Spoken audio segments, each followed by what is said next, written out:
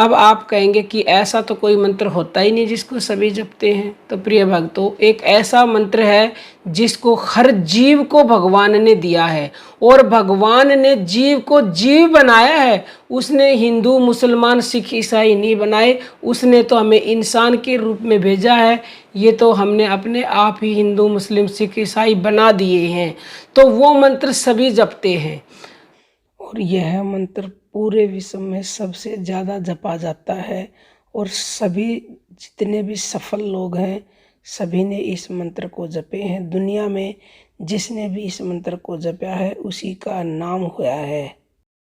अगर देखो, इसीलिए संतों ने कहा है कि भगवान एक है, परमात्मा एक है। सबका इशारा ऐसे होता है कि वो एक है। अगर वो एक है तभी तो उसको सभी जप सकते हैं, नहीं तो हिंदुओं का अलग होगा, मुसलमानों का अलग होगा, सिख ईसाइयों का अलग होगा, सिखों का अलग होगा। तो वो अलग नहीं है, वो सबके लिए एक ही है। और वो मंत्र भी सबके लिए एक है। अगर मैं आपको, आप मान लो मुस्लिम हो, मैं आपको राम नाम जपने के लिए कहूँ तो मुस्लिम तो राम नाम को नहीं जपेंगे, ना ही सिख जपेंगे, ना ही क्रिश्चियन जपेंगे। तो फिर ऐसा कौन सा मंत्र है जो सबके लिए एक हो और जो सर्वोत्तम भी हो? और ये जो मंत्र हैं ये सब एक दूसरे की तुलना में, दूसरा खड़ा है राम की बजाय कृष्ण, कृष्ण के तुलना में शिव, शिव की तुलना में और कोई सा मंत्र, तो ये सर्वोत्तम तो हुए ही नहीं। शक्तिशाली मंत्र वो होता है जिसकी तुलना में कोई दूसरा मंत्र ना हो, जो स्वयं में स्वयं हो। तो ऐसा मंत्र भगवान ने हर जीव को पैदा होते ही दिया है, वो है हमारी सांसें। और ये श्वास सब में एक ही समान है, चाहे वो कोई भी जाति है, कोई भी धर्म है, यहाँ तक कि जितने भी देवी देवता हैं, जितने भी भगवान हैं, उन सब में भी वही श्वास है जो हमारे अंदर है। इसीलिए यह श्वास रूपी मंत्र सबसे बढ़कर है। सांस रूपी मंत्र भगवान ने सभी को दिया है, और इसको हिंदू मुस्लिम सिख ईसाई और सभी दुनिया ब्रह्मांड में जितने भी जीव हैं सभी निरंतर जपते रहते हैं। और यही संसार का सर्वोत्तम मंत्र है। इसको हिंदू मुस्लिम सिख ईसाई का, इसको सभी देवी देवता, सभी भगवान इसको जपते हैं, इसका ध्यान करते हैं। कहने को जप कह दिया जाता है, परंतु इसका ध्यान किया जाता है, क्योंकि हमारी श्वासें जो चल रही हैं उनमें प्राकृतिक ध्वनि आती है, ऊपर लेते समय सो की और छोड़ते समय हंग की। तो बस उस श्वास का हमें ध्यान करना होता है, सो और हंग के साथ, या जिस भी भगवान को आप मानते हो उसके नाम के साथ कर लो।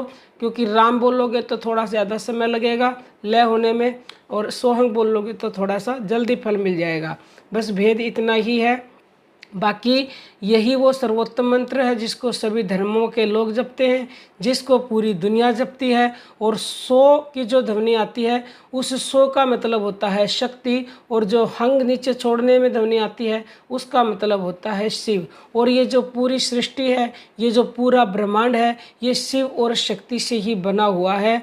तो सो और हंग का एक और ये मतलब होता है, सो मतलब वो परमात्मा, और हंग यानी कि जीवात्मा। हे परमात्मा, जो तू है वही मैं हूँ, यानी कि हम सब परमात्मा के ही अंश हैं। तो परमात्मा ने हमें अपनी पूरी शक्ति देकर भेजा हुआ है, और वो शक्ति सोहंग मंत्र के रूप में हमारी श्वासों में है। वो सांस रूपी मंत्र हमारे पास है। इस सांस रूपी मंत्र का ध्यान करके हम अपनी हर मनचाही वस्तु प्राप्त कर सकते हैं, हर बीमारी दूर कर सकते हैं। ये ज्ञान जो है स्वयं भगवान शिव ने माँ पार्वती को दिया है। भगवान राम ने कहा है कि मेरी अगर पूजा करते हो तो शिव की पूजा के बिना मेरी पूजा अधूरी है, और मेरी पूजा करते हो तो शिव की पूजा अधूरी है मेरे बिना। तो फिर ये भी कहा गया है कि एक साथ दो भगवानों की पूजा नहीं करनी है। तो क्या करें कि दोनों भगवान खुश हो जाएं? तो वही सोहंग मंत्र के द्वारा आप दोनों भगवानों को खुश कर सकते हैं, क्योंकि भगवान शिव भी स्वयं उसी सोहंग मंत्र का ध्यान करते हैं जो आपकी श्वासों में है। राम नाम अज्ञानी मनुष्यों के लिए कहा जाता है कि वो राम नाम का जप करते हैं, क्योंकि सब मनुष्य सोहंग मंत्र को नहीं जानते, और सोहंग मंत्र का ज्ञान गुप्त भी होता है। लेकिन हम प्रभु की प्रेरणा से आपको बता रहे हैं कि आज कलयुग है, कलयुग में सरेआम जैसे पाप हो रहे हैं, तभी लोग जान पाएंगे कि हम खुलेआम सार्वजनिक रूप से आपको उस ज्ञान का ज्ञान को बताएं, ज्ञान को दें, ताकि आप जान पाएं कि आपका कैसे शीघ्र कल्याण होगा। तो आप घबराएं नहीं, चिंता ना करें, बस आप निरंतर सोहंग मंत्र का ध्यान करें, जप करें, अपनी आती जाती श्वासों को देखें सो और हंग की ध्वनि के साथ। तो आपसे सभी भगवान प्रसन्न होंगे, क्योंकि यही वो मंत्र है जो सभी धर्मों के लिए बराबर है। और हमारा मकसद किसी भी धर्म को, किसी भी व्यक्ति को ठेस पहुंचाने का कदापि ना था, ना है, ना ही होगा। जिसके लिए नानक जी ने भी लिखा है कि तंत्र मंत्र सब झूठ है, मत भरमो संसार, सार शब्द जाने बिना कोई ना उतरे पार। तो उनका भी उद्देश्य ये है कि तंत्र मंत्र से किसी को ठेस ना पहुँचे। तंत्र मंत्र का मतलब ये है कि जितने भी तंत्र मंत्र हैं वो सब बाद में बने हैं, लेकिन जो भगवान नाम है, जो हमारी श्वासों में है, जो भगवान ने स्वयं दिया है, वो पहले से था, है और रहेगा।